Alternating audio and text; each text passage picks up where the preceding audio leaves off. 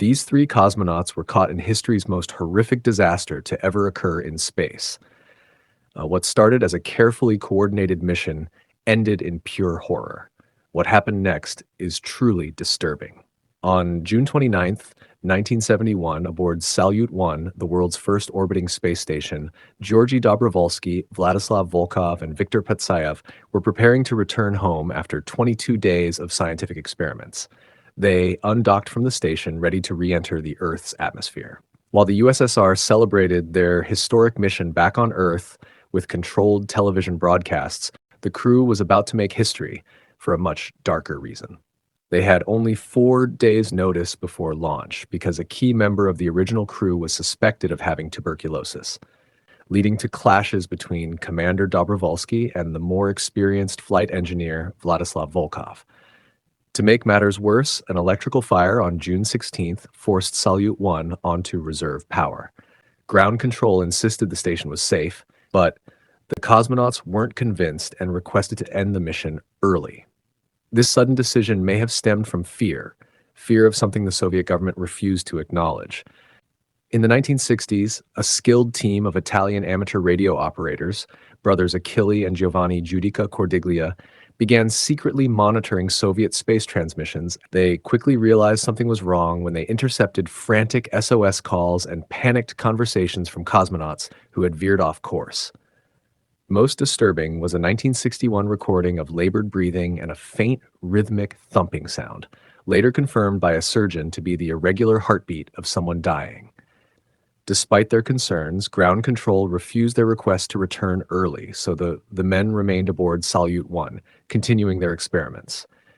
Volkov, the most experienced of the three, became irritable and began making critical errors. Meanwhile, their physical health was deteriorating as well. Daily exercise in zero gravity was essential to prevent muscle and bone loss, but their treadmill caused vibrations that rattled the station's delicate solar panels and antennas, so they avoided using it. By June 24th, the exhausted crew had completed their research goals, and ground control finally agreed to end the mission 6 days early. They would return on June 30th, 24 days after launch, including their time in transit. The news instantly lifted the cosmonauts' spirits.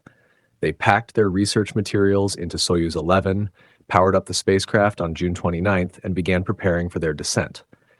During re-entry, Soyuz would separate into 3 modules: the orbital, service, and descent modules. These were connected by hatches and designed to detach using explosive bolts that fired sequentially, one after the other. The crew would strap themselves tightly into the tiny descent module, wearing only light flight suits because pressure suits couldn't fit in the cramped space. When undocking time came, Volkov struggled to seal the descent module's hatch.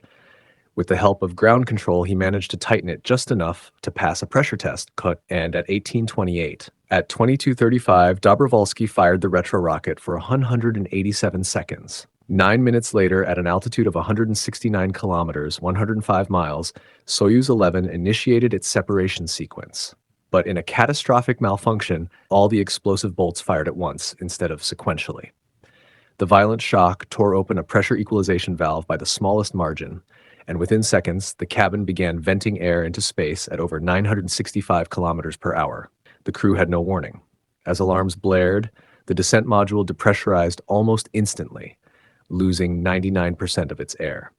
The men quickly unstrapped and turned off the radio transmitter, frantically searching for the source of the leak. But without pressure suits, their bodies were defenseless. Oxygen was wrenched from their lungs and bloodstreams, causing their breathing rates to triple in under 4 seconds.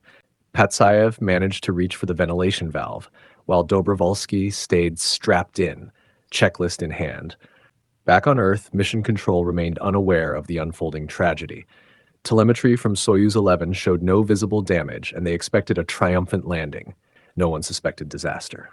The descent module touched down in Kazakhstan at 23:40:47, and recovery crews arrived shortly after, eager to welcome the heroes home.